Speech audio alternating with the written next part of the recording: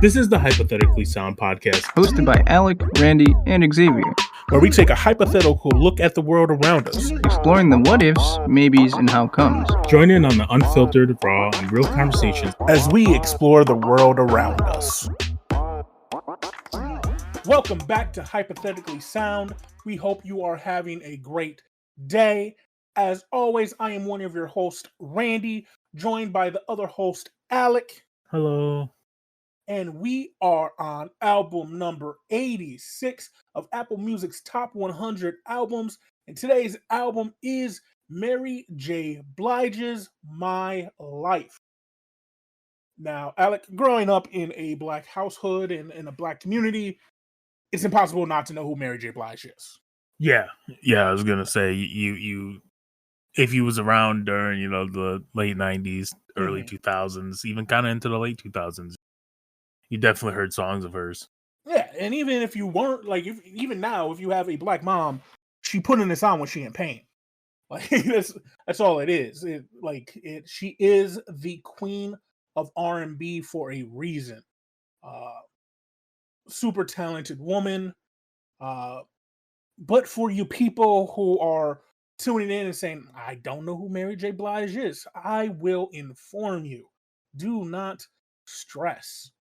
So, My Life is the second album from American R&B recording artist Mary J. Blige. It came out in 1994 by Uptown Records. It is unfortunately produced by Sean Diddy Combs.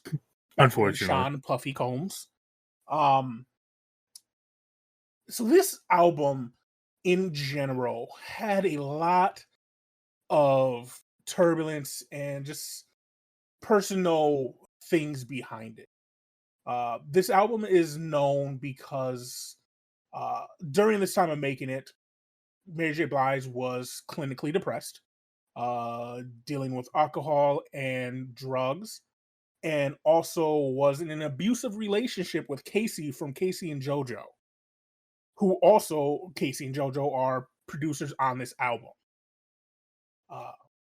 And it's also big because unlike her first album, 14 of the tracks on this album have her personal lyrics included. This album did very well, went 3 times platinum. It won awards. It was nominated for Best R&B for a Grammy. Unfortunately, she did not win said Grammy. She was number 1 on the top R&B for, I think, 8 weeks straight. Fantastic artist. Anything you want to add before we get into breaking down these tracks? No, I think you covered it very, very good. Thank you. I try. I want to pay her homage. I don't want to leave too much out, but also give people an understanding of who this woman is.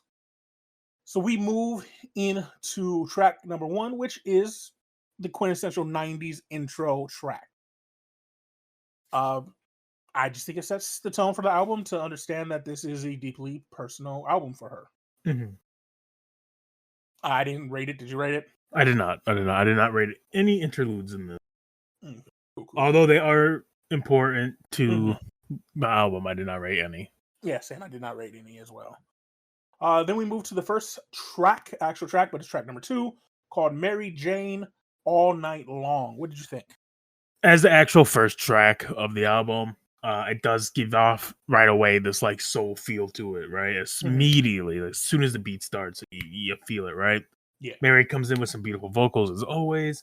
And she just has this like powerful, unique voice that just blends with the chosen beat so well. And that's one thing that is very consistent in this album. Unfortunately, Diddy knew what he was doing. Yeah. In the situation, in all situations. But yeah, I gave this a 7.5 out of 10. Yeah, that's fair. I agree with everything you said. The beat instantly, if you were a hip hop head in the 90s, 2000s, you could tell who made this beat. It was a Diddy beat from the start. And she came out showing why she was the queen of R&B. Her vocals on this are amazing. They're smooth. Everything about the track is great. I think it's a great intro into uh, this side of Mary J. Blige that isn't like this entire track isn't as hardcore or as hard as some Mary J. Blige music is and what she was known for from her first album. So like this one is a more emotional album, as you said, she was going through a lot of stuff during this one. But this gives you into what you to expect from this album. I gave it a 7 out of 10. Which moves us to track number 3, You Bring Me Joy. Uh I thought this was a classic example of a 90s R&B track. It was laid back, it was smooth. Um you're going to hear me say this a lot on this album, and if you were alive during this time and were a fan, you probably heard other critics say this as well just in my research leading up to this. Uh while I think every track on this album is a good uh they're good songs. I don't think she has any bad songs on the album. None of them, or like not all of them, a lot of them are not overly special or powerful. Mhm. They're just kind of middle of the road songs. Like if you listen to music, you've listened to thousands of music songs in your lifetime. Probably like hundreds of thousands of songs at this point, depending on your age. And a lot of songs just get lost in your memory. This is one of them. It's not bad. Like I said, her singing is amazing. Powerful voice. It's a good track. I gave it a 6 out of 10. Yeah, I thought it started off kind of slow and awkward, to be Mhm. honest. But it does get better as you get into it. It's one Yeah. of those things that kind of grow on you. The chorus is the best part of the song. Hmm. I agree with everything you said. Like none of it, like the songs are good. They're just nothing special. Nothing like as standoutish to me. Yeah. I guess maybe back then they would have been, but now Hmm. not so much. I gave it a 6.5 out of 10. Yeah. And I feel like I just want to get into this real quick. I feel like the people who rate this as one of her best albums, it's because of everything that you found out after the album came out. Like she has this version, she has an EP version that came out the next year. She has a commentary version of this album that came out in 2020. So this is a very personal album from her because of everything she's going into, and so people who are going through similar things under like relate to this music a lot. So it has a huge fan base. But like if we're talking about critical success, she won a Grammy for a different album. Uh, so like technically that album would be better than this one critically. Uh, but yeah, that's just my take on why this album is on the list. I think it's more to do with the personal side of the music for her and Apple Music choosing. Mhm. Which moves us to Marvin's interlude, which is track 4. Uh, it's just an interlude that pays homage to Marvin Gaye. It's Uh, kind of angelic. I'm not even gonna lie. no, it's really good. I think it sets up the next track very well as well, very well as well. Yeah, it sets up the next track well, which is the point. Uh, which leads us into the next track, I'm the Only Woman. Hmm. What'd you think? Yeah, so it's not too bad, as we said Mhm, before. It seemed way more chaotic in the beginning of the song, and again calms down, and you kind of ease into it mhm, as it goes through. I did not like it as much as You Bring Me Joy, knowing I had to do like sit through the same thing. But mhm, uh, her vocals are insane in the song, but it's mhm. still a 6 out of 10. Yeah. Uh, uh, I say strong performance again. Every song you'll probably hear me say that strong performance, powerful vocals that carry the track. Again, a common theme in this album and in most of her music is her vocals carry everything she does. The lyrics on this speak of loyalty, self worth. Again, common themes on this album specifically. But again, it's just not standing out. It's not nothing that I want to replay or that I personally have an emotional attachment to. I gave it the same thing I gave You Bring Me Joy, a 6 out of 10. Which moves us to the next song, which is Kay Murray's Interlude. What do you think? I don't have notes on this. Okay. Do you want an interesting fact about Kate Murray's? Please. So originally, uh, it featured Notorious B.I.G., but he was taken off due to the interlude's lyrical content, which would have forced Uptown Records to release the album with a parental advisory sticker. So rapper Keith Murray was the replacement, while Big's verse would be released as the song "Who Shot Ya." Interesting. Yeah, I thought that was a really interesting Yeah. fact as I was reading stuff. Yeah, it's kind of sick, actually. Right? Like imagine "Who Shot You" used as just a interlude. Uh, but that moves us to the next track, which is "My Life." What did you think? Yeah, this was pleasing to me from the jump. I mean, Mhm, I found her lyrics kind of amusing, not in the sense of like they're funny lyrics or anything, but mhm. in the sense of it was like she was having a conversation with me while I Yeah. was listening to it. But in reality, she's just like probably singing to herself in like a mirror. Like it's definitely kind of like one of those songs where they're like, it's for her. Mhm. But in context of listening, it just sounds like you're sitting and having a conversation, but she's singing everything to you for some reason. Mhm. But like you cool with her, so you just let her do it. Um, it's good. It's a good song. I gave it a 7 out of 10. Mhm. Yeah, no, I thought the title track was a standout on the album. A lot of tracks that or albums we listened to that hasn't been the case. So I was glad that the title track wasn't the title track. Like it was a catchy song. Samples. Everyone loves the Sunshine by Roy Ayers. Um, so if you probably hear it and you're like, I know that it's because it's a sample. Um, Again, it's an emotional song. Uh, she shows the just ability she has at singing. Um, I enjoyed the song. I gave it an 8 out of 10, which is I think is my highest rating so far on the album. It's not my highest, but it's my highest so far.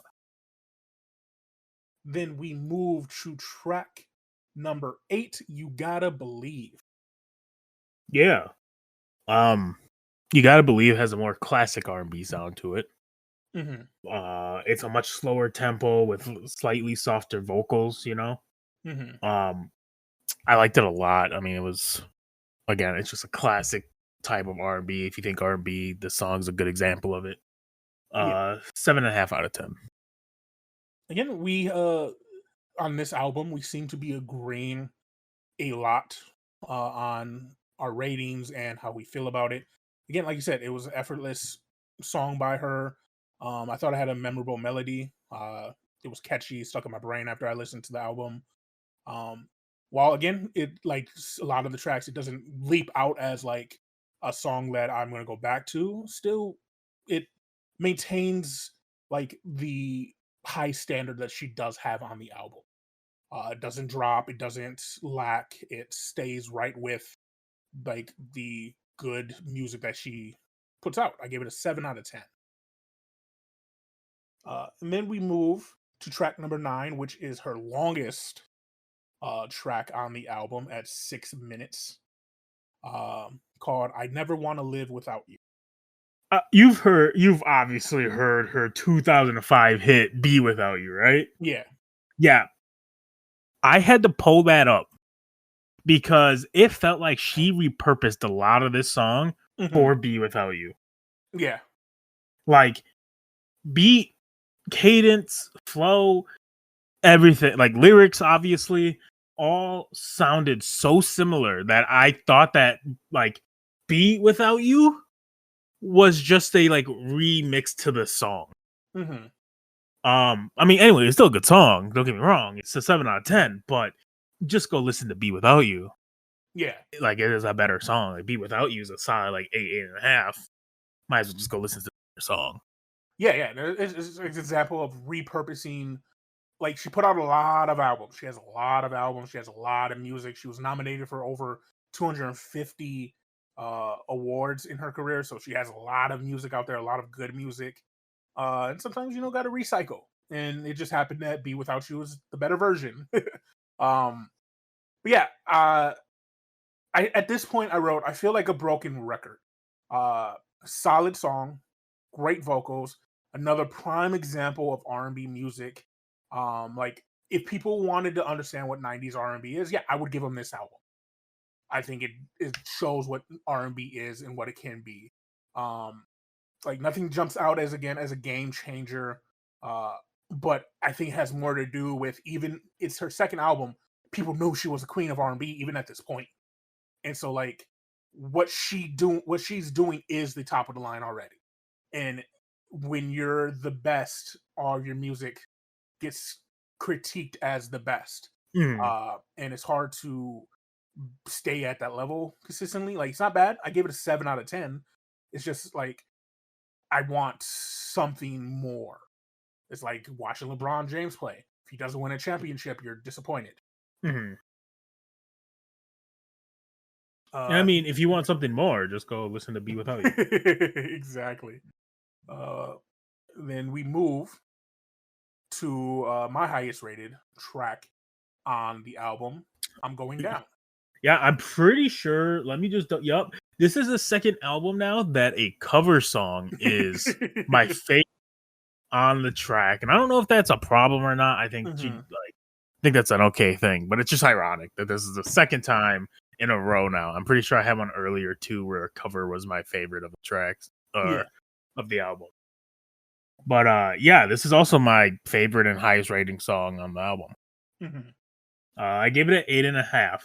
If you didn't know, I'm Going Down is a cover of a 1976 song by Rose Royce. Yep. But it's good. Mary J. Blige, it's fantastic on this. You got also like this minimalistic instrumental until it gets to like mid chorus, and then it comes with like this loud, jazzy, impactful like noise, and Mary J. Blige's voice just goes so good with it. It is so nice. Yeah, like this one's almost on road, like instant, like add to rotation. Like it is so good. Oh yeah, no, it's a great song. Before I get into my thoughts on it, I just want to give some, because this song particularly has a interesting backstory to it as well.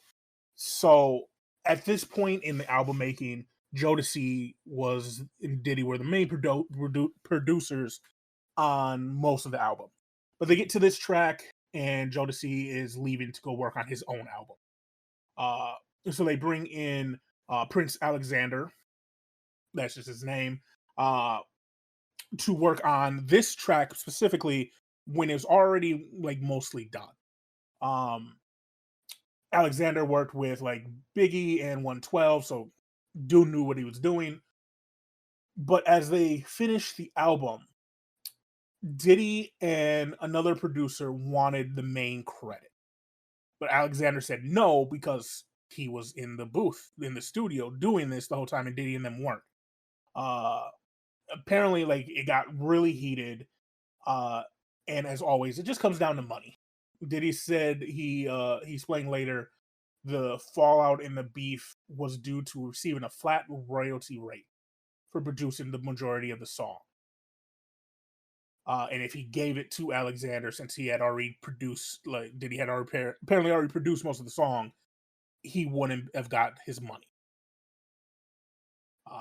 So yeah, like almost a lot of this album, it had a lot of drama to it.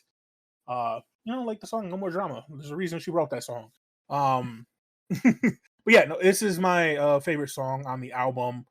I know I just spoke a lot about the history, but there's not much that needs to be said about her rendition of the song. It is amazing. It is great. It is powerful. And it is a 9.6 out of 10 for me. Damn. I love it. Like, I've always loved this song. When I'm in my feels, I play it. It's a good song. I love it. It's fair. Then we move to track number 11, which is another interlude, My Life. I didn't take any notes. No. But I'm assuming it's another good interlude that leads into the next song, because that's what interludes do.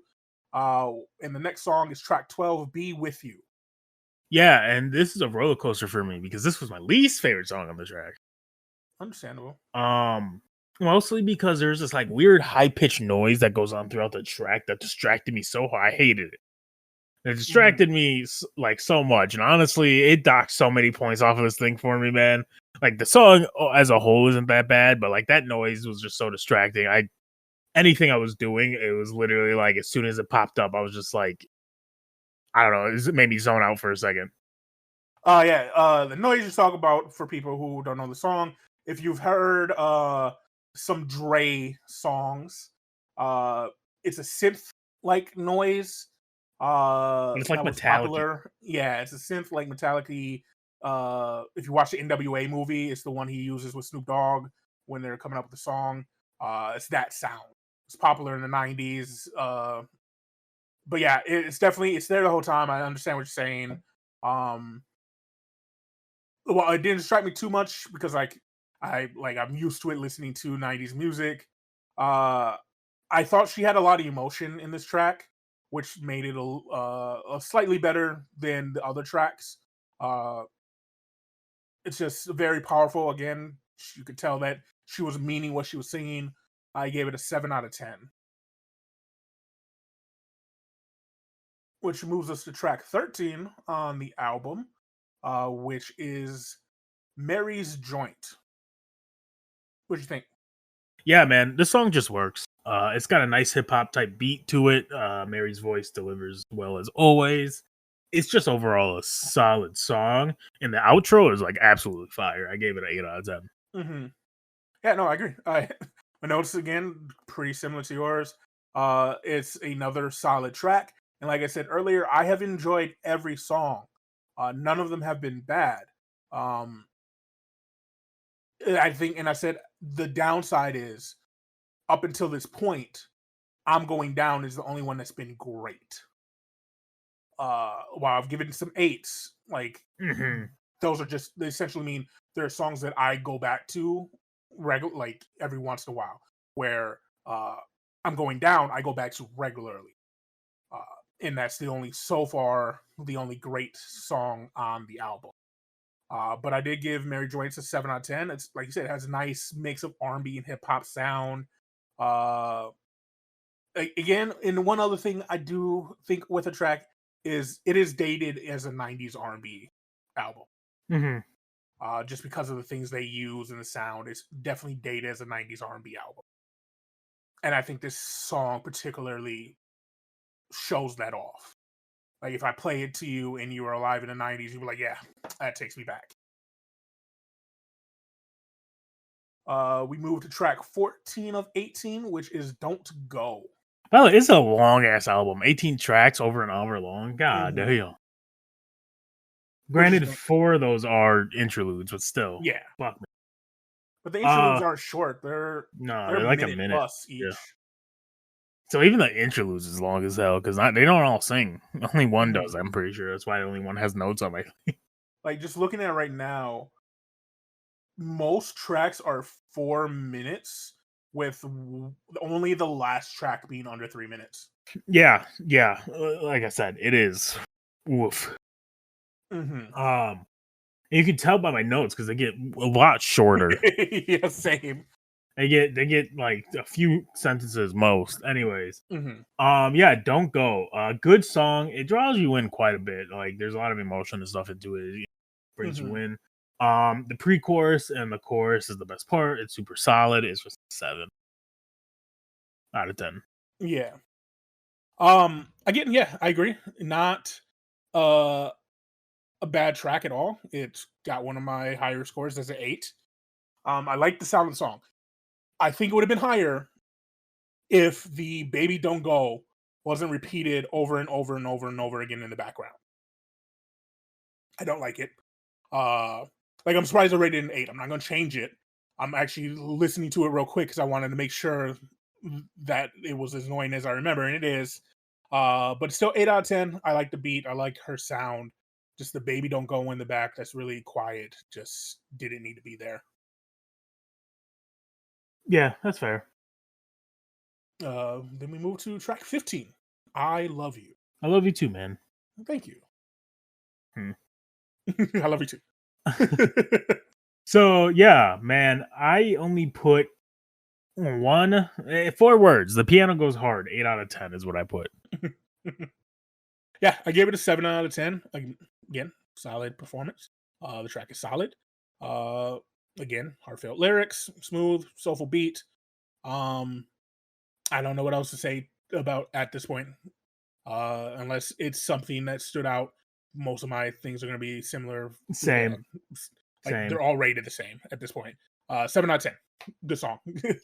Yeah. Which moves to 16. No one else. Again, it as every song on this, as you can see by our ratings, it is another example of her consistent quality.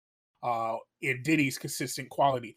Everything that he's done, that he's like every horrible thing he's done that hasn't proven yet, but is still very believable. Especially the video. He knew how to make music. And this track is an example of his quality in making music, unfortunately. 7 out of 10. Yep. I also put 7 out of 10 smooth song.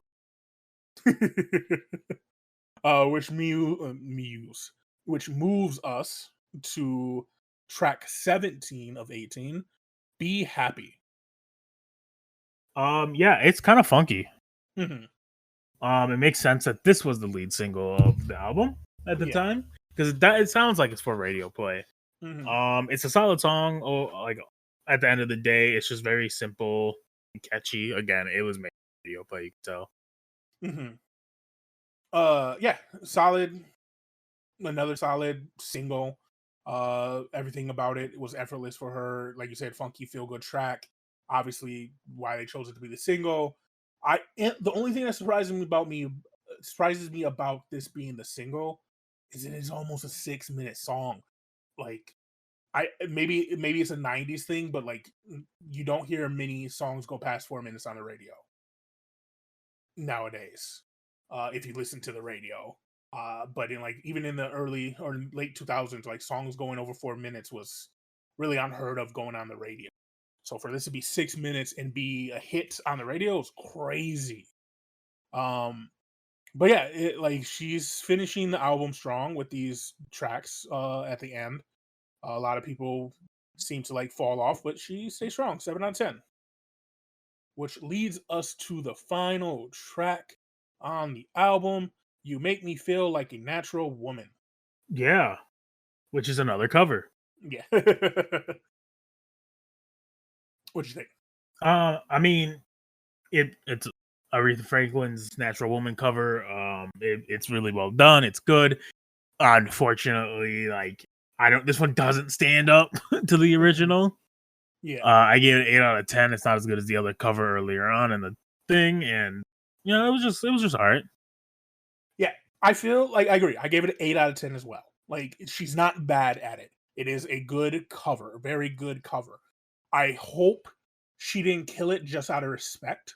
Like she did it justice, but didn't do anything to be better than it. Um, but yeah, like if she would have gave it her all, probably would have been a 10. Like it's a great song. Like the original song is like a 9 out of 10. Mm-hmm. And so like with Mary J's, just with the production and her skills on a mic, she could have made the song a 10. But it just wasn't as good as the original. So like you said, 8 out of 10. Overall, I thought the album is great. A great example of R&B music, 90s R&B music. It's nice to see a more emotional side to Mary J. Blige, the more emotional R&B. I gave the album a 7.5 out of 10. Yeah, I gave the album a 7.25 out of 10. Well, that is the end of the album. Like Alex said, he gave it a 7.2. I gave it a 7.5. But it's that time, Alec, where we give the people what they crave, what they need, and that is a shout out from you.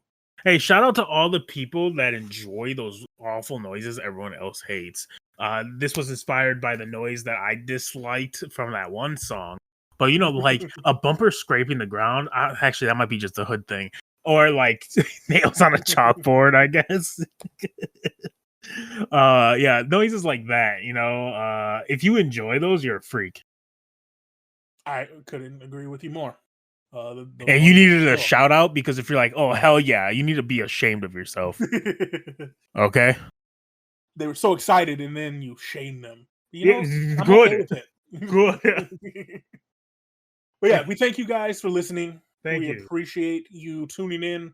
If you do every week, every other day, every Wednesday and Saturday when we put these out. Anytime. We are moving to track 85 next album 85 Wednesday. next. Yeah, album 85, which is next. It's late. Which is a pop country song. Wow. Pop country album by Casey Musgraves. You want me to say it?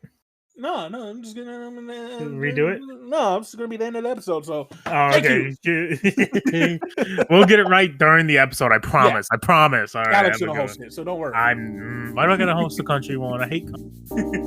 Spoiler. Make sure to follow us on all the sites. You know the drill. I say it every time. Hypothetical Sound on all your social media sites. And until next time, have a great day. Bye. Thank you for listening to Hypothetically Sound. We hope you enjoyed the episode. All episodes can be found at hypotheticallysound.podbean.com, as well as on Apple, Spotify, and Pandora. For full unedited video versions of the podcast, please visit us at youtube.com/hypotheticallysound.